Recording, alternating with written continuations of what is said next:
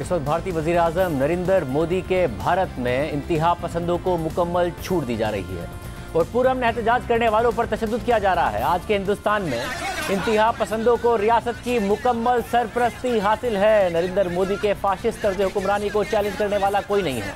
कांग्रेस जैसी बड़ी जमात शिद्दत पसंदी के सामने बयानियां बनाने में नाकाम हो चुकी है। पिछले दिनों भारत की इंतहा पसंद हुक्मरान जमात की तर्जुमान ने हुजूर अकरम सल्लल्लाहु अलैहि वसल्लम की शान में गुस्ताखी की, मगर वजीर आजम नरेंद्र मोदी बीजेपी के इंतहा पसंद अनासिर को सजा देने के बजाय एहतजाज करने वालों के घर गिरा रहे हैं, पुरअमन मुजाहिरीन पर तशद्दुद करवा रहे हैं, उन पर मुकदमात बनवा रहे हैं और जेलों में डलवा रहे हैं। कई मुस्लिम ममालिक के दबाव के बावजूद मजम्मत का एक लफ्ज़ नहीं कह रहे हैं। गुज़िश्ता दिनों भारत में एक ऐसा अफसोसनाक और काबिल मजम्मत वाक़या सामने आया जिसे मुस्लिम ममालिक ने एक रेड लाइन के तौर पर लिया और एक जारहाना पोजीशन ली। वो मुस्लिम ममालिक जो एक दूसरे के हरीफ समझे जाते हैं और भारत के करीब समझे जाते हैं, जिनके भारत के साथ अहम सिफारती और मुआशी ताल्लुकात हैं, उन्होंने भी मोदी हुकूमत की मजम्मत की, मगर इसके बावजूद मोदी सरकार इंतहा पसंदों की पुष्ट पनाही कर रही है और मुसलमान मुजाहिरीन के खिलाफ कार्रवाइयाँ की जा रही हैं। मोदी इंतजामिया ने वाक़े के जिम्मेदारों के खिलाफ मौतली के अलावा कुछ नहीं किया है, लेकिन इस नाइंसाफ़ी पर एहतजाज करने वाले मुसलमानों के खिलाफ कार्रवाइयाँ हो रही हैं।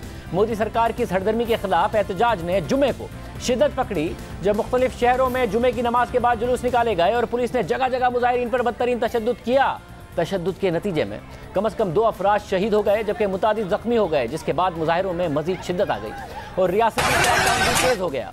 रियासत झारखंड के शहर रांची में पुलिस ने मुजाहिरीन पर सीधी गोलियां चलाईं और मुदस्सिर नामी नौजवान सर में गोली लगने से शहीद हो गया। मुदस्सिर की वालदा ने मोदी हुकूमत से इंसाफ का मुतालबा करते हुए कहा कि मुदस्सिर का जुर्म सिर्फ ये था कि उसने इस्लाम जिंदाबाद का नारा लगाया था। बीबीसी के मुताबिक भारत में किसी अहम मुस्लिम तंजीम ने इन मुजाहिरों की कॉल नहीं दी थी और ये मुजाहिरे मकामी नोयत के थे जो भारत में जारी मौजूदा मुस्लिम मुखालिफ हालात में अज खुद सामने आए थे। इसके बावजूद पुलिस ये साबित करने की कोशिश कर रही है कि यह सब एक सोचे समझे मंसूबे के तहत किया गया और इस दावे की आड़ में पुलिस मुसलमानों के खिलाफ सख्त कार्रवाइयाँ कर रही है। पुलिस का दावा है कि मकामी इंतजामिया सिर्फ गैर कानूनी घर गिरा रही है, लेकिन मुजाहिरीन का कहना है कि उन्हें शहरियत के मुतनाज़ कानून और तौहीन रिसालत के खिलाफ आवाज़ बुलंद करने की सज़ा दी जा रही है।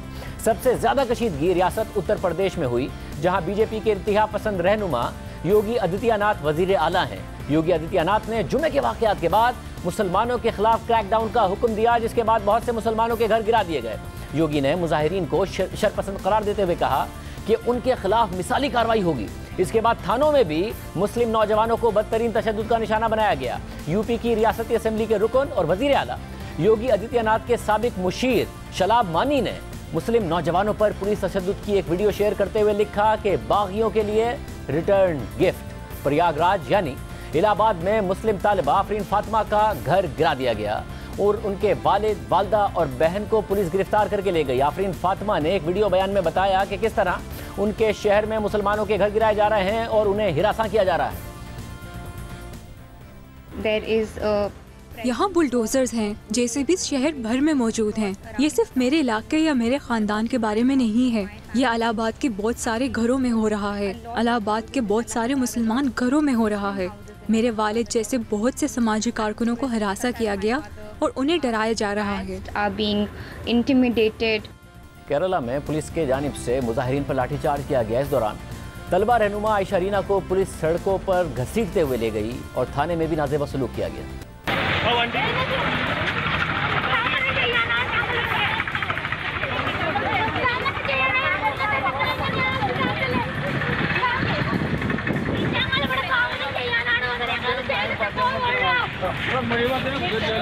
वज़ीर आज़म मोदी का भारत मुसलसल नफरत, अदम बर्दाश्त और आज़ादी इजहार राय को दबाने की राह पर गामजन है, मगर भारत नरेंद्र मोदी की सरबराही में इस नहज पर एक दिन में नहीं पहुंचा है, बल्कि इसकी पूरी एक तारीख है। तालीमी इदारों में हिजाब पहनने पर पाबंदी लगी तो तालिबात ने इंसाफ के लिए अदालत से रुजू किया, मगर अदालत ने उनकी दरख्वास्त मुस्तरद कर दी और हुकूमती पाबंदी को बरकरार रखा। यानी इदारे भी नरेंद्र मोदी और उनके इंतहा पसंदाना नजरियात के सामने सरेंडर करते रहे। मुसलमान तलबा से लेकर सहाफ़ियों और अदाकारों तक को निशाना बनाया गया। मोदी हुकूमत ने एक एक करके इख्तलाफी और आज़ाद आवाज़ों को खामोश कर दिया है। भारत में वही खुलकर बात कर सकता है जो मोदी हुकूमत के हक में बात करे, क्योंकि मुखालिफ आवाज़ें खामोश हो गई हैं या करा दी गई हैं। भारतीय माशरे में इख्तलाफ राय की कोई गुंजाइश बाकी नहीं छोड़ी गई है और जिन माशरों में इख्तलाफ को दबा दिया जाए वो माशरे आमरीत का शिकार होकर तबाह हो जाते हैं। प्रोग्राम में आगे बढ़ते हैं। सवाल उठ रहा है कि क्या इमरान खान की सोच में तब्दीली आ रही है, क्या वो बदल रहे हैं, क्योंकि साबिक वज़ीर-ए-आज़म इमरान खान से तहरीक इंसाफ के पुराने रहनुमा हामिद खान की मुलाकात हुई है। इसके अलावा मुख्तलिफ तकारीर में भी इमरान खान जो बातें कर रहे हैं वो सवाल उठा रहे हैं कि क्या मुस्तकबिल की सियासत उनकी बदल सकती है। हामिद खान का शुमार तहरीक इंसाफ के पुराने अराकीन में होता है, इमरान खान के करीबी अराकीन में होता है, लेकिन वो काफ़ी अरसे से इमरान खान से नाराज थे। इमरान खान और तहरीक इंसाफ की पॉलिसियों को तनकीद का निशाना बना रहे थे। तहरीक इंसाफ में नए अफराद की शमूलियत और उन्हें अहम हुकूमती ओहदे देने पर तहफ़्फ़ुज़ात का इजहार करते रहे। तहरीक इंसाफ में इस्टेब्लिशमेंट के किरदार पर तहफ़्फ़ुज़ात और तनकीद का इजहार करते रहे। जैसे फाइज़ ईसा के खिलाफ जब केस बनाया गया उस पर शदीद तनकीद करते रहे। खुद हामिद खान साहब हमारे साथ मौजूद हैं। मुलाकात में क्या क्या बातें हुई हैं, इमरान खान क्या क्या पार्टी में तहरीक इंसाफ में बदलने को तैयार हैं या बदलना चाहते हैं, हामिद खान साहब से पूछा। हामिद खान साहब बहुत शुक्रिया मुझे ज्वाइन करने के लिए। हामिद खान साहब, आपकी मुलाकात इमरान खान साहब से होना गालिबन ये खबर आई कि उनकी दरख्वास्त पर हुई, और फिर क्या क्या बातें हुई, क्या मामला हुआ? जी, उन्हीं ने जो था इजहार किया था कि वो मिलना चाहते हैं, और बल्कि शाह महमूद कुरैशी साहब मेरे पास तशरीफ़ लाए थे तो उन्होंने कहा था कि खान साहब जो है वो मिलने को ख्वाहिशमंद हैं। तो मैंने कहा ठीक है, अलबत्ता मैं अपने साथ जो पुराने बुनियादी कारकुनान कुछ लेके आऊँगा, क्योंकि हम सब के कुछ तहफ़्फ़ुज़ात हैं, तो मैं चाहूँगा कि उन सब की बात भी आप सुनिएगा। और फिर बात आज आप लोगों ने की, खुल के बात की, उन्होंने सुनी और माना कुछ? जी जी जी बिल्कुल, उन्होंने इस मामले में बड़ा दिल दिखाते हुए उन्होंने माना कि बहुत सी गलतियां हुई हैं जिसकी वजह से पार्टी को नुकसान पहुंचा है। बिलखसूस उन्होंने जिस तरह से पार्टी में जो इन्होंने रोल प्ले किया था जहांगीर तरीन और अलीम खान ने, इन दोनों के बारे में उन्होंने कहा कि इनका बहुत ही मनफी रोल रहा है, और मुझे कहा कि आप सही इनके ख़िलाफ़ तहफ़्फ़ुज़ात का इजहार किया करते थे, और ये बात सही निकली। इसमें मुझसे ही गलती हुई, मैंने इनको सही जज नहीं किया, और उसका नतीजा ज़ाहिर है पार्टी को नुकसान की सूरत में बर्दाश्त करना पड़ा। और मगर आपकी ज़ाहिर ये वाली पोजीशन तो थी, चाहे वो तरीन साहब हों या दीगर मामलात हों, पार्टी के इलेक्शन में पैसे का चल रहा हो, इस सब पे भी आपके तहफ़्फ़ुज़ात थे। मगर आपका एक और तहफ़्फ़ुज़ात आपके एक और बात पर रहे, वो है इस्टेब्लिशमेंट की मुदाखलत, और जिस तरह तहरीक इंसाफ को इस्टेब्लिशमेंट की सपोर्ट रही, तो उस पर बात हुई कि खान साहब तो अभी भी ये कह रहे हैं कि इस्टेब्लिशमेंट न्यूट्रल ना रहे, मेरा साथ दे इस हुकूमत के खिलाफ। देखिए, एक बात तो उन्होंने एक्नॉलेज की और मुझे कहा, क्योंकि पिछले 25-26 साल में जब हम इकट्ठे रहे, मैं भी बुनियादी रुकन हूँ पार्टी का, तो मेरा हमेशा एंटी इस्टेब्लिशमेंट रवैया रहा है, और मैंने हमेशा ये कहा है कि पाकिस्तान की तारीख़ ने ये साबित किया है कि इस्टेब्लिशमेंट का सियासी रोल मुनासिब नहीं रहा। ये मुख्तलिफ़ लोगों को लाते रहे, फिर उनको रास्ते से हटाते रहे, ये चीज़ अच्छी नहीं है, उसका पॉलिटिकल रोल अच्छा नहीं है, और उनका पॉलिटिकल रोल होना ही नहीं चाहिए। आइन के तहत उनका काम मुल्क का दिफा करना है, और इस हवाले से 2-3 दफ़ा हमारी बहुत ज़्यादा आपस में मुखालफत भी हुई। एक तो मुशर्रफ के रेफरेंडम के ऊपर, तो मैंने उस मीटिंग से वॉकआउट किया था और कहा था कि मुशर्रफ से हाथ नहीं मिलाऊंगा, और ये मिलिट्री डिक्टेटर्स जो है हमारे लिए बहुत बड़ा मसला रहे हैं। उसके बारे में खान साहब ने कहा है कि हाँ, मैं आपसे एग्री करता हूँ, आप जो कुछ मैंने तजर्बा किया है, जिस तजर्बा से मैं गुज़रा हूँ, आप सही कहते थे, आपकी स्ट्रगल जो थी एंटी इस्टेब्लिशमेंट ये दुरुस्त थी, क्योंकि ये एक बहुत बड़ा मसला है पाकिस्तान की सियासत में कि इस्टेब्लिशमेंट का अमल दखल से पॉलिटिकल इंस्टेबिलिटी आती है। वैसे मगर खान साहब तो अभी भी कह रहे हैं, आपकी उनसे बात हुई कि वो तो कह रहे हैं कि मुदाखलत करे, इस्टेब्लिशमेंट न्यूट्रल ना रहे, उनका तो अभी भी कंसिस्टेंट मुतालबा है। तो उन्होंने मुस्तकबिल के लिए क्या सीखा है, या आपसे क्या बात हुई इस हवाले से? मुझसे तो उन्होंने कहा कि वो मुझसे एग्री करते हैं कि उनका रोल नहीं होना चाहिए, तो इसलिए मैं अपनी हद तक ही बात कर सकता हूँ कि जो उन्होंने कहा, उन्होंने मेरे इस नैरेटिव को या मेरे इस रवैये को एंडोर्स किया कि हाँ, ये बात दुरुस्त है कि इस्टेब्लिशमेंट का रोल जो है वो नहीं होना चाहिए सियासत में, और उनको अपना जो काम है आइन के तहत उसी पर अपना सारा फोकस करना चाहिए। मतलब एक और जिस पर आपकी बड़ी वाज़ेह पोजीशन थी, इख्तिलाफात के बाद भी पार्टी से हो गया था, मगर जैसे काजी फाइज़ ईसा के खिलाफ रेफरेंस है, खान साहब ने मुख्तलिफ सहाफ़ियों से मिलकर तो कहा कि वो गलती थी, इस हवाले से आपसे बात हुई कुछ? जी जी बिल्कुल हुई। उन्होंने कहा कि मुझे मिसलीड किया गया था, क्योंकि जब ये रेफरेंस फाइल किया था तो उसके बाद उन्होंने मुझसे मुशावरत की थी, तो मैंने उनको कहा था कि ये गलती की है। आप ये काजी फाइज साहब एक इंडिपेंडेंट और ऑनेस्ट जज है, उसके ख़िलाफ़ जो रेफरेंस किया गया है ये मेरा फडे है, तो आपको पहले तो मुझसे मुशावरत करनी चाहिए थी फ़ाइल करने से कबल। लेकिन बहरहाल अगर आप अब भी मुशावरत कर रहे हैं तो मेरा मशवरा ये है कि आप इसको विड्रॉ कर लें। लेकिन उस वक्त तो उन्होंने मेरे इस मशवरे का बुरा मनाया था और इस वजह से वो काफ़ी मुझसे नाराज़ और नाला रहे हैं कई साल। लेकिन अब वो उन्होंने कहा है कि नहीं, आपका मशवरा दुरुस्त था, मुझे गलत मशवरा दिया गया, मुझे जिन लोगों ने इस तरफ लेके गए थे उनके गलत मशवरे और मुझे मिसलीड किया था उन्होंने, उनकी कानूनी राय इस हवाले से बिल्कुल गलत थी और ये गलती हुई हमसे। और इस वक्त भी आपको लगता है जो पार्टी में कुछ लोग हैं, अभी भी बात होती है कि वो बहुत चंद लोगों की सुन रहे हैं जो उनको मिसगाइड कर रहे हैं, इस बात का भी उन्हें एहसास है कि अभी भी पार्टी में लोग मौजूद हैं? जहांगीर तरीन तो चले गए, अलीम खान भी चले गए, मगर पार्टी में लोग मौजूद हैं, इस बात का है उन्हें इदराक? जी, बल्कि उसका जिक्र हुआ था, क्योंकि मैंने यही कहा था कि ठीक है वो तो चले गए, नुकसान पहुंचा गया, लेकिन अभी भी कुछ लोग ऐसे हैं जो आपके इर्द गिर्द हैं जो आपको मिसलीड करेंगे, जिनका जो पास रिकॉर्ड है वो अच्छा नहीं है। और इसलिए अगर ऐसे लोग अब भी आपके इर्द गिर्द रहेंगे, और ये बात मेरे साथ जो और मेरे साथी गए थे उन्होंने भी एंडोर्स की है कि जब तक आप अपने इर्द गिर्द से गलत किस्म के लोग, गलत मशवरा देने वाले, मुख्तलिफ पार्टियाँ छोड़ के आने वाले जो हर दौर में या तो इस्टेब्लिशमेंट से कनेक्टेड रहे हैं या फिर वो अपॉर्चुनिस्ट रहे हैं, वो अब भी आपके इर्द गिर्द मंडला रहे हैं। जब तक वो मंडलाएंगे तब तक आपको सही मशवरा नहीं मिलता रहेगा और लोग मिसलीड करते रहेंगे। तो इस बात का बड़ी वाज़ेह तौर पर उनसे बात हुई थी और हम उम्मीद रखते हैं कि वो हमारे इस मशवरे पर अमल करेंगे और देखेंगे कौन कौन लोग जो हैं वो जो इनके इर्द गिर्द इस पर इकट्ठे हुए हैं उनका माजी का रिकॉर्ड अच्छा नहीं है और उनको अपने से अलग और दूर करना चाहिए उन्हें। और हामिद खान साहब, आपका फिर कोई किरदार होगा तहरीक इंसाफ में? इस हवाले से कोई बात हुई आइंदा? देखिए, बुनियादी तौर पे जो बात हुई है मेरे साथ और मेरे और पुराने जो साथियों के साथ, उन्होंने कहा है नेचुरली हम लोग सारे उम्र के उस हिस्से में हैं जिनमें कोई इतनी एम्बिशंस तो नहीं है हमारी को हम आइंदा कोई ऑफिस नहीं लेना चाहते या किसी, लेकिन हम इस चीज़ के ख्वाहा हैं और ये हमने कहा कि पार्टी अपने सही सतूर पर, जिन बुनियादों पर हमने पार्टी बनाई थी उन बुनियादी असूलों पर चले।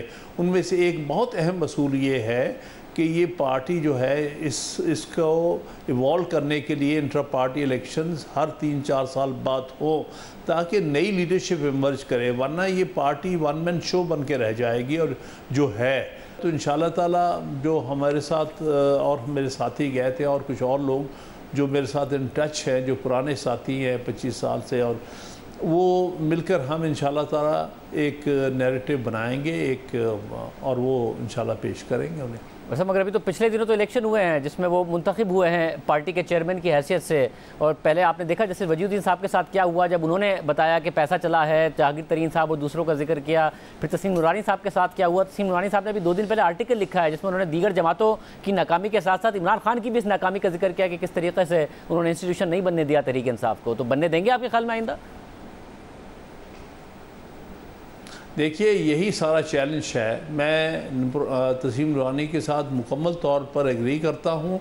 जो उन्होंने कहा है वो हमारी सब की सोच है, उनकी अकेले की सोच नहीं, बल्कि हम जितने लोग कह भी थे, तसीम नूरानी साहब उससे एक मसरूफियत की वजह से नहीं जा सके, वो भी उस डेलीगेशन का हिस्सा ही थे, और नजीब हारून साहब भी थे। तो वो तो जो कुछ हुआ है पिछले दिनों वो तो गालिबन इलेक्शन कमीशन की खातर जो ज़रूरियात पूरी करने के लिए वो किया गया है, लेकिन वो इंटर पार्टी इलेक्शन सही माने में नहीं था। हम एक जेन्युइन इंटर पार्टी इलेक्शन कराना चाहते हैं। ये आपने दुरुस्त कहा कि तसीम नूरानी साहब ने बहुत अच्छा 2016 में तैयारी की हुई थी उसको भी सेबोटाज करने में इन्हीं हजरात का, तरीन साहब का और रलीम साहब का हाथ था, क्योंकि वो समझते थे कि अगर पार्टी वर्कर्स के वोटों से फैसला हो गया तो उनको वोट नहीं मिलेंगे, क्योंकि वो पार्टी में किसी तौर पर भी हरदिल अजीज़ नहीं थे। और ये उस वक्त इमरान खान साहब ने उनकी बात मानते हुए उन इलेक्शंस को वहीं पर रोक दिया, उसको होने नहीं दिया। तो हम समझते हैं कि फिर चलिए वो जो होना था हो गया, वो गलती थी और ज़्यादती थी। अब भी अगर देर आए दुरुस्त आयद ही कर लें, अब फिर एक अच्छा इंटर पार्टी इलेक्शन जिसकी पहले तैयारी थी उसी सतूर पर फिर इलेक्शन कराया जाए तो इंशाल्लाह ताला आइंदा आने वाले वक्तों में पार्टी में नई लीडरशिप इमर्ज करती रहेगी। बहुत शुक्रिया। सीनियर रहनुमा हामिद खान साहब हमारे साथ मौजूद थे, गुफ्तगू आपने सुनी है। प्रोग्राम में ब्रेक शामिल करते हैं। इमरान खान साहब का एक दावा गलत साबित हुआ है, मगर वो बार बार उस गलत बयानी को दोहरा रहे हैं, आपके सामने रखेंगे ब्रेक के बाद। हुकूमत ने जब से बजट का ऐलान किया है तो उससे मार्केट्स का एतमाद और कम, जबकि इमरान खान का एतमाद बढ़ गया है। और अब इमरान खान का कहना है कि उन्हें लगता है कि बजट के बाद हुकूमत 1-1.5 माह में रुखसत हो जाएगी और मौजूदा बजट को IMF किसी सूरत नहीं मानेगा। इमरान खान ने मजीद कहा है कि लगता है कि ताकतवर हल्के इस वक्त जारी सियासी और मुआशी बहरान से परेशान हो चुके हैं। इस सारी सूरत हाल में हुकूमत बजट का ऐलान कर चुकी है और यकीन दिला रही है कि ये एक अच्छा बजट है। अब IMF का प्रोग्राम बहाल होगा, पेट्रोल डीजल की कीमतों में मजीद इजाफा होगा, सब्सिडी भी खत्म होगी और टैक्स भी लगेगा। और ऐसा ना किया तो पाकिस्तान का हाल श्रीलंका की तरह हो सकता है और मुल्क डिफॉल्ट कर सकता है। इसलिए आवाम को मुश्किलात बर्दाश्त करना होंगी। मगर इन सब इक़दामात और ऐलानात के बाद भी आवाम पर तो बोझ बढ़ रहा है, मगर मार्केट्स का हुकूमत और उसकी पॉलिसीज़ पर एतमाद मुसलसल कम हो रहा है।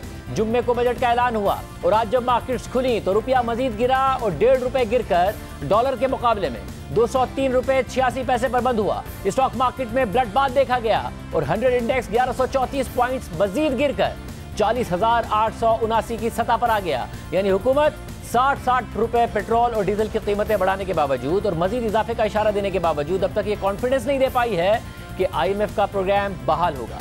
ज़र मुबादला के ज़खायर जो इस हुकूमत को 10.8 अरब डॉलर्स की कम सतह पर मिले, उनमें 1.5 अरब डॉलर्स की मजीद कमी आ गई है और वो 9.2 अरब डॉलर्स की सतह पर आ गए हैं। यानी पाकिस्तान के पास 1.5 माह की दरामदाद के भी पैसे नहीं हैं। वज़ीर ख़जाना मिफ्ता इस्माइल बार बार कह चुके हैं कि चीन के साथ 2.3 अरब डॉलर्स कर्ज का मुआहदा हो गया है, मगर अब तक पैसे नहीं आए हैं। उन्होंने इस हफ्ते का दावा किया था, देखते हैं कि पैसे आते हैं या नहीं आते हैं। मगर इस वक्त हुकूमत के लिए एक बहुत बड़ा क्रेडिबिलिटी क्राइसिस पैदा हो गया है और ये खतरात पैदा हो गए हैं कि IMF हुकूमत के ऐलान करदा बजट और अहदाफ से मुतमईन नहीं है। IMF ने तनख्वाहदार तबके को 47 अरब रुपए की टैक्स छूट देने पर तहफ़्फ़ुज़ात का इजहार कर दिया है। वज़ीर ख़जाना मिफ्ता इस्माइल ने पेट्रोल और डीजल की कीमतों में मजीद इजाफे का इंदिया दे दिया है और अब हुकूमत के पास कोई ऑप्शन भी नहीं रहा है कि वो पेट्रोल और डीजल की कीमत में मजीद इजाफा ना करे, क्योंकि IMF का प्रोग्राम बहाल नहीं होगा और हुकूमत ने जो 60 रुपए का इजाफा किया और अवाम की नाराज़गी अपने सर ली, वो फैसला भी ज़ाया हो जाएगा और पाकिस्तान श्रीलंका की तरह डिफॉल्ट की तरफ भी बढ़ सकता है, क्योंकि दोस्त ममालिक ने भी अपनी इमदाद IMF प्रोग्राम से मुंसलिक कर दी है। द न्यूज़ में शाया खबर के मुताबिक हुकूमत ने माहाना 1 लाख रुपए कमाने वालों को मुकम्मल छूट, जबकि 1 से 10 लाख रुपए तनख्वाह लेने वालों के टैक्स में कमी का ऐलान किया और 47 अरब रुपए की सालाना इनकम टैक्स की मद में छूट दे दी। मगर IMF इससे खुश नहीं है और IMF चाहता है कि माहाना 2 लाख रुपए कमाने वालों को तो टैक्स की छूट दे दी जाए, मगर 2 लाख से जायद कमाने वालों पर टैक्स का बोझ बढ़ा दिया जाए। और हुकूमत ने तो 47 अरब रुपए टैक्स कम कर दिया है, जबकि IMF इसका बिल्कुल उलट चाहता है और पर्सनल इनकम टैक्स की मद में 125 अरब रुपए का इजाफा चाहता है। खुद वज़ीर ख़जाना मिफ्ता इस्माइल ने बजट पेश करने के अगले ही दिन माना कि IMF खुश नहीं है। अभी IMF उस पर खुश नहीं है। हम कोशिश कर रहे हैं कि पर्सनल इनकम टैक्स जो है कम से कम 1 लाख और 2 लाख रुपए कमाने वाले लोगों की कैटेगरी को हम वो करें, लेकिन क्योंकि हमें पता है कि कुछ पेन होगा इस साल के अंदर, अभी फौरन मुझे ऐसा नहीं लग रहा कि तेल की प्राइसेस कम होंगे, तो वो भी हमने बात करनी है। तो पहले 1 लाख या 2 लाख तक हमने टैक्स कम रखा है, फिर जाहिर है कि टैक्स बढ़ गया और आप देखें कि पिछले सालों के मुनिस्बत अगर 10 लाख रुपए से ज़्यादा आपकी आमदनी है तो फिर उसके ऊपर टैक्स बढ़ रहा है, लेकिन इसके अलावा तमाम लोगों का टैक्स जो है वो थोड़ा सा कम हो रहा है। मिफ्ता इस्माइल बार बार ये भी बता रहे हैं कि मुल्क पेट्रोल और डीजल की कीमतों में सब्सिडी देने का मुतहम्मिल नहीं हो सकता, इसलिए इनमें इजाफा होगा। साथ ही ये भी बता दिया कि मुल्क 1100 अरब रुपए बिजली की सब्सिडीज़ की मद में देने का मुतहम्मिल नहीं हो सकता, 500 अरब रुपए के मजीद नुकसानात का बिजली की मद में मुतहम्मिल नहीं हो सकता। रवा माली साल में हुकूमत पाकिस्तान ने 1100 अरब रुपए से ज्यादा बिजली के महकमे को सब्सिडी दी है। इसके अलावा 500 अरब रुपए की हमने सर्कुलर डेट बुक किया है। 1600 अरब रुपए by the way is more than the defence budget. Gas के शोबे में भी तकरीबन 400 अरब रुपए की सब्सिडी रवा माली साल में दी गई है, जिसमें पीएम पैकेज भी है। जो नुकसान नहीं नजर आ रहा है कि 1400 अरब रुपए का आपने गैस में सर्कुलर डेट कर दिया। 200 अरब रुपए का नुकसान पिछले 2 सालों में SNGPL ने सिर्फ सर्दियों में करा है, जब आपने LNG को डोमेस्टिक गैस में बेचा है। अब आप $20 की गैस लेकर $2 में बेच रहे हैं या $1 में बेच रहे हैं, तो वो मुल्क ये कहाँ से लाएगा पैसे? मगर इन इकदामात से कौमी ख़जाने पर तो बोझ कम हो जाएगा, मगर अवाम पर महंगाई का बहुत बड़ा बोझ आएगा। नेपरा ने जो तजवीज़ दी है वो ₹7.90 फ़ी यूनिट, यानी तकरीबन 46% इजाफे की है। ₹16.91 फ़ी यूनिट की बिजली ₹24.82 फ़ी यूनिट हो जाएगी, और बिजली के बिलों पर 22% का टैक्स शामिल किया जाए तो आवाम को एक यूनिट ₹30 से भी महंगा पड़ेगा। यहाँ भी देखना होगा कि हुकूमत कम बिजली इस्तेमाल करने वाले घरानों को कैसे तहफ़्फ़ुज़ देती है। दूसरी तरफ ओगरा अगले माली साल में गैस की कीमतों में 45% इजाफे की मंजूरी दे चुका है, मगर इस सबसे महंगाई का तूफान आएगा। मई में महंगाई 13.8% रही है, और जब पेट्रोल, डीजल और बिजली की कीमतों में इजाफे के बाद महंगाई का नंबर आएगा, उस पर साबिक वज़ीर ख़जाना डॉक्टर हफीज़ पाशा की राय है कि महंगाई 23% बढ़ जाएगी, जबकि साबिक वज़ीर ख़जाना शौकत तरीन की राय है कि महंगाई 30% पर पहुँच जाएगी। शरह सूद मज़ीद बढ़ जाएगी। पहले ही शरह सूद 14.25% पर है, और मार्केट्स में अगले माह मज़ीद इजाफे की तवक्को भी है। तो इसलिए हुकूमत के दिए गए अदाद-ओ-शुमार पर भरोसा और कम हो गया है कि कैसे फिर अगले माली साल के लिए सिर्फ 11.5% की महंगाई और 5% की तरक्की का टारगेट रखा गया है। मुआशी तज्ज़ियाकारों की राय है कि हुकूमत ने एक गैर हकीकी बजट दे दिया है। महंगाई हुकूमती टारगेट से बहुत ऊपर और तरक्की की शरह हुकूमती टारगेट से बहुत कम रहेगी। मगर इस सब के बाद भी अगर हुकूमत IMF का प्रोग्राम फौरी बहाल नहीं करा पाई तो मुल्क के डिफ़ॉल्ट करने के खतरात बहुत बढ़ जाएंगे, और इसीलिए रुपया आज मजीद गिरा, स्टॉक मार्केट मजीद गिरी, और मार्केट में शरह सूद मुसलसल बढ़ रही है, और हुकूमत और स्टेट बैंक दोनों ही क्रेडिबिलिटी खो रहे हैं। और इस सारी सूरत हाल में इमरान खान को लग रहा है कि हुकूमत 1-1.5 माह से ज़्यादा नहीं रहेगी। इस पर बात करेंगे। हमारे साथ मौजूद है सीनियर रहनुमा नून लीग शाहिद खान अब्बासी साहब, और साबिक वज़ीर आज़म भी रहे हैं। भाई साहब बहुत शुक्रिया मुझे ज्वाइन करने के लिए। भाई साहब ये कैसा बजट दिया है आपने कि मार्केट्स का कॉन्फिडेंस और कम हो गया, स्टॉक मार्केट गिर गई, रुपया मजीद गिर गया, इमरान खान का कॉन्फिडेंस और बढ़ गया है कि इस बजट को देख के उन्हें लग रहा है आप 1-1.5 महीने से ज़्यादा के मेहमान नहीं हैं? देखिए, इमरान खान के कॉन्फिडेंस की मैं तो बात नहीं कर सकता। जिस आदमी ने मुल्क की मईशत को तबाह किया हो और हर तरह से मईशत की तबाही का सामान मुहैया किया हो, उससे आप क्या तवक्को रख सकते हैं। लेकिन डेफिनेटली मार्केट से का कॉन्फिडेंस ज़रूरी है, और मेरा ख्याल है कि जब वो बजट की प्रोविजंस देखेंगे, क्योंकि इन मुश्किल हालात में मैं ये समझता हूँ कि ये एक मुनासिब बजट है, और इससे कम बजट तैयार करना पॉसिबल नहीं था। क्योंकि जो आपने पिछले साल में डेट लिया है, जो डेफिसिट हुआ है, वो तारीखी है, तकरीबन 5,500 अरब का डेफिसिट है।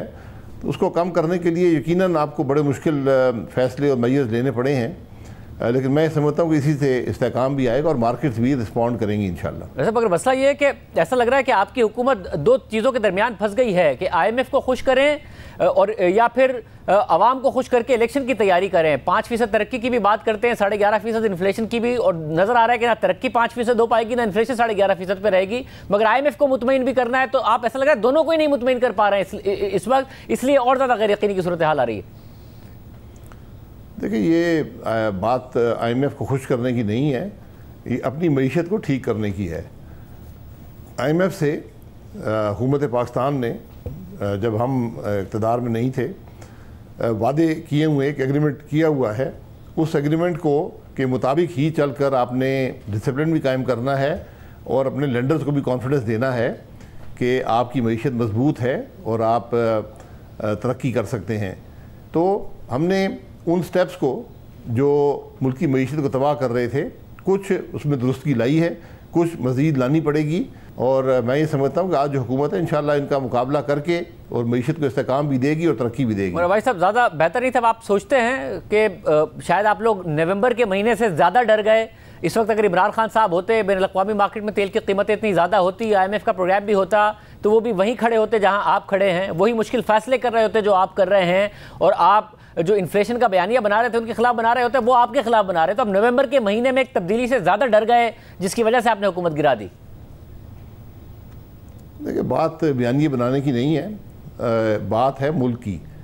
आज मुल्क के मुफाद को हमें अपने सियासी मुफाद पर तरजीह देनी होगी, और अगर आज मैं आपको हकीकत से कहता हूँ कि अगर इमरान खान जो हुकूमत चला रहा था तो अभी तक आप डिफ़ॉल्ट कर चुके होते और आपकी श्रीलंका जैसी हालात बन चुके होते, क्योंकि जो फैसले इमरान खान ने फरवरी और मार्च में किए हैं वो तो मुल्क की मईशत को बिल्कुल तबाह करने के, और कोई भी आलमी इदारा, कोई भी लेंडर जो है हमारा उस पर एतमाद करने को तैयार नहीं था। तो वो सिनारियो तो उसको आप भूल जाएं। हमने एक मुश्किल फ़ैसला किया, हुकूमत में आए, अब कोशिश कर रहे हैं कि मुश्किल फ़ैसले करके और मुल्क की मईशत को इस्तेहकाम दे सकें। नवंबर की बातें ये स्पेकुलेशन होती रहती है, नवंबर से हमारा कोई ताल्लुक़ नहीं है।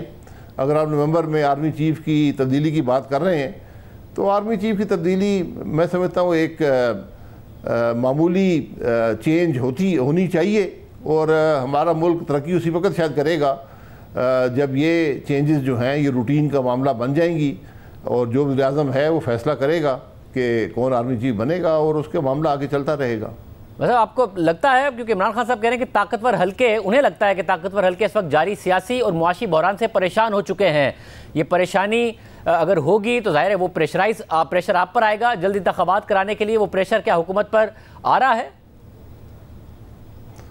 देखिए, हुकूमत पर प्रेशर मैं इस हवाले से नहीं मानूंगा। यकीनन चैलेंजेस हैं, बेपनाह चैलेंजेस हैं, और वो चैलेंजेस हमारे पैदा करदा नहीं हैं। वो चैलेंजेस वही उन्हीं साहब के हैं जो आज ये बातें कर रहे हैं। तो आज ना मुक़्तदर हलकों की बात है, ना इमरान खान की बात है, आज बात तो मुल्क की मईशत की है और मुल्क के इस्तेहकाम की है। ये हमें ज़रा सियासत को थोड़ा सेकेंडरी रखना होगा और मुल्क की बात करनी होगी। तो मुक़्तदर हल्के भी और इमरान खान भी ये मुल्क की बात ही करें तो यही मुनासिब बात है, क्योंकि आज चैलेंजेस मुल्क को हैं, सिर्फ एक सियासी जमात या हुकूमत को नहीं है। साहब, क्या हुकूमत की कहीं ना कहीं कंसर्न है कि जैसे शहबाज शरीफ साहब कहते रहे कि जी हमें अगर 30% सपोर्ट भी मिल जाती जो इमरान खान को मिली तो मुल्क रॉकेट की तरह ऊपर जाता, कि कंसर्न है कि वो सपोर्ट नहीं मिल रही है, चाहे वो दोस्त ममालिक से मदद के इंतजाम के हवाले से ही हो, ये कंसर्न हैं हुकूमत के? नहीं, मेरा ख्याल आप वो शहबाज साहब ने शायद माजी की बात की थी। माजी की आज तो सपोर्ट मैं समझता हूँ जो भी इदारे हैं जो कुछ मुल्क के लिए कर सकते हैं वो कर रहे हैं और करना भी चाहिए। तो इसमें ये मुमकिन नहीं है कि हमारा मुल्क के अंदर इत्तेफाक ना हो। ये सबसे बड़ी कमज़ोरी यही होती है कि जब हमारे मुल्क के इदारे आपस में इख्तलाफ रखते हों या वो दुनिया के सामने एक यूनाइटेड फ्रंट या यूनाइटेड फेस ना दे सकें तो उसी से मुल्क के मामला ख़राब होते हैं। तो आज ज़रूरत भी इस बात की, और मैं समझता हूँ कि शायद आज जो हालात हैं उसी तरफ जा रहे हैं कि हम एक यूनाइटेड फेस दुनिया को दिखा रहे हैं, और दिखाना भी चाहिए, और उसी पर अमल करके तो आपके मामला हल होंगे। मगर भाई साहब, अब इस वक्त मसला ये है कि जो अभी टाइम आने वाला है उसमें अभी तो बिजली की कीमतों की हिट आएगी, नेपरा की तरफ से 7 रुपये 91 पैसे, फिर 45% गैस की कीमतें, फिर मुफ्ता इस्माइल साहब कह चुके कि सारी सब्सिडी पास ऑन होगी और हमें प्रोग्रेसिव टैक्सेशन भी करनी पड़ेगी, पॉजिटिव टैक्सेशन भी करनी पड़ेगी। PDL 750 अरब रुपये का रख दिया उन्होंने बजट में, तो बहुत महंगाई आएगी, और ये जो महंगाई का तूफान है आपको लगता है कि आप लोग सस्टेन कर पाएंगे इसे?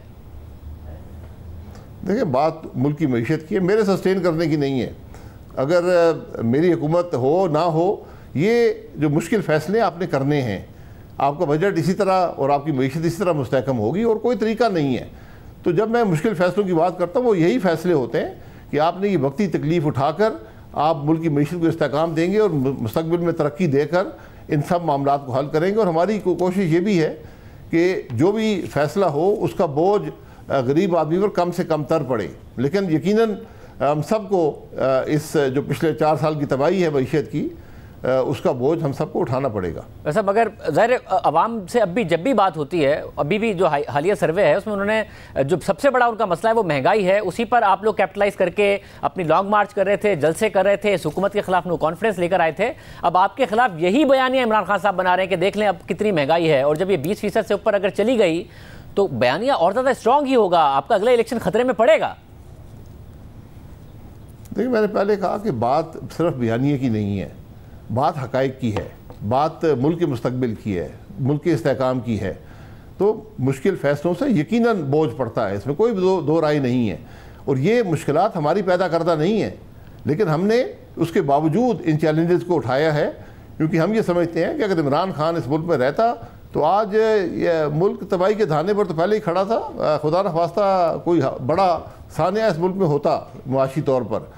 तो हमने उन चैलेंजेस का मुकाबला करने की ठानी है। यकीनन उसकी एक सियासी कीमत अदा करनी पड़ेगी, लेकिन मुझे पूरा यकीन है कि पाकिस्तान के अवाम इन हालात को समझते हैं और वो जानते हैं कि किस शख्स ने के हालात पैदा किए हैं। हम उनको इंशाल्लाह, मुझे पूरी उम्मीद है कि ये मुश्किल फ़ैसले करके उनको हल करने में कामयाब होंगे। बहुत शुक्रिया भाई साहब की गुफ्तगू आपने सुनी। इमरान खान साहब का एक और बयान गलत साबित हो गया है, मगर वो गलत बयान जारी रखे हुए आपके सामने रखते हैं ब्रेक के बाद।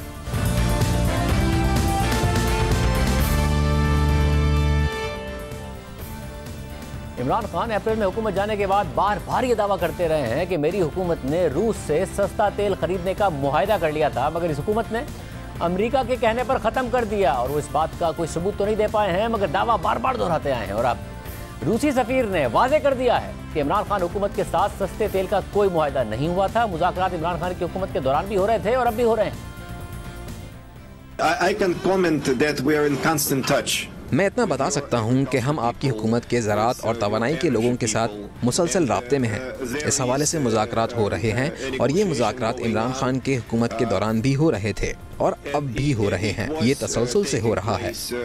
My question was about the claims. मेरा सवाल इस हवाले से था कि इमरान खान ये दावा करते रहे हैं कि रूस ने पाकिस्तान को 30% सस्ती कीमत पर तेल और गंदम फराहम करने की पेशकश की है, जबकि इमरान खान के मुखालिफिन का मौक़िफ़ है कि इस तरह की कोई डील नहीं हुई, न ही इस तरह की किसी डील की कोई दस्तावेजात किसी वजारत में मौजूद हैं कि रूस ने पाकिस्तान को 30% कम कीमत पर तेल और गंदम फराहम करने की बात की है। And oil was offered from Russia. I can confirm. मैं तस्दीक करता हूँ कि हमारा पाकिस्तान के साथ कोई मुआहदा नहीं हुआ था, लेकिन इमरान खान ने भी नहीं कहा कि कोई मुआहदा हुआ था। मैं इस पर तबसरा नहीं कर सकता कि किसी किस्म की रियायती कीमत की ऑफ़र की जा सकती थी, क्योंकि ये पोशीदा मुज़ाकरात होते हैं। और मैंने कभी कभार देखा है कि पाकिस्तानी वजारतों से कुछ खबरें लीक कर दी जाती हैं और वो मुज़ाकरात के अमल के दौरान लीक की जाती हैं और हम इसके ख़िलाफ़ हैं। मुझे लगता है अब हम उस वक्त तबसरा करेंगे जब सारी बात मुकम्मल हो चुकी होगी। Certain Pakistani ministries. So at least you. तो आप इस बात की तस्दीक कर रहे हैं कि पाकिस्तान और रूस के माबैन मुज़ाकरात जारी हैं। Continuing between Russia and Pakistan. जी, इससे कोई फ़र्क नहीं पड़ता कि कौन सी हुकूमत है। आप कह रहे हैं कि हुकूमत कोई भी हो, इससे कोई फर्क नहीं पड़ता, चाहे इमरान खान हो, शहबाज शरीफ हो, आसिफ जरदारी हो या कल को बिलावल भुट्टो हो। जी बिल्कुल ऐसा ही है। हमें ताल्लुक़ कायम रखना है। हमें आपसे लेदर चाहिए, टेक्सटाइल चाहिए, ये हमें कल भी चाहिए होंगे, परसों भी चाहिए होंगे।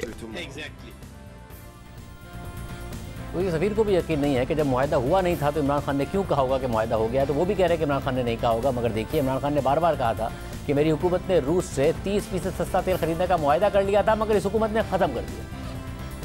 जो हमने रूस के साथ 30% कम तेल लेने का मुआहदा किया था वो इन्होंने खत्म किया।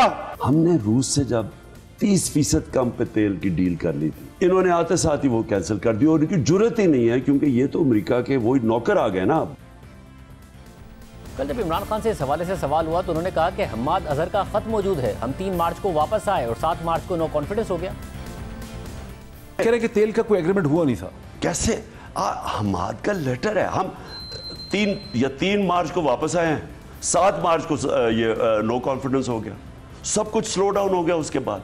लेकिन लेटर उनके मेरे ख्याल में रूस के एम्बेसडर ने या किसी ने उसे स्टेटमेंट दी है कि हाँ हम तैयार हैं लेने के लिए।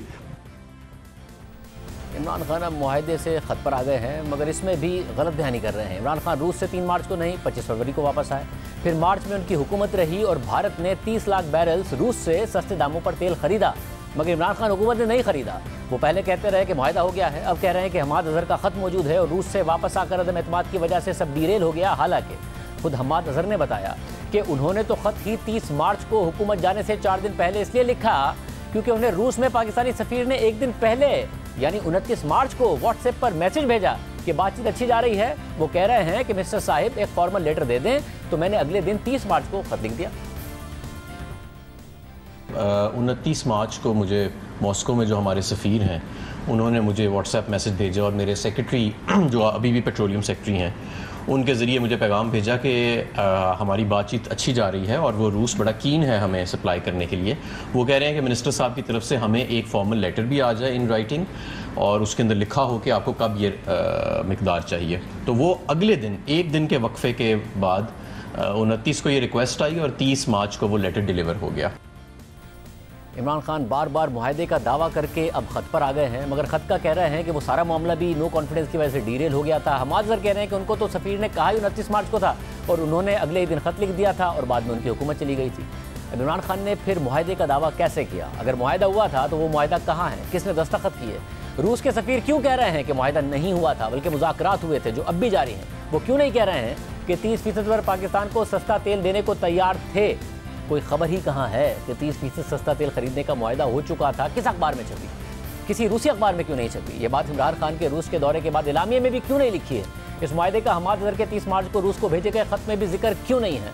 उस ख़त में तो पाकिस्तान की तरफ से एक लॉन्ग टर्म LNG मुआहदे और रियायती निर्खों पर तेल खरीदने की ख्वाहिश का इजहार किया गया है। उस खत में रूस से दरख्वास्त की गई है कि पाकिस्तान के प्रपोजल पर मुज़ाकरात के लिए मुतल्लिका इदारों को रूसी हुकूमत हिदायत दे ताकि हम LNG और पेट्रोलियम प्रोडक्ट्स खरीदने के लिए मुआहदे कर सकें और उन्हें अगले महीने हतमी शक्ल दे सकें। यानी कोई मुआहदा नहीं है बल्कि मुआहदा करने के लिए मुज़ाकरात की दरख्वास्त है। कोई 30% सस्ते तेल का जिक्र तक नहीं है, कोई रूस की 30% सस्ते तेल की ऑफर का जिक्र तक नहीं है, मगर इमरान खान बार बार कौम को बताते रहे कि मुआहदा हो गया था।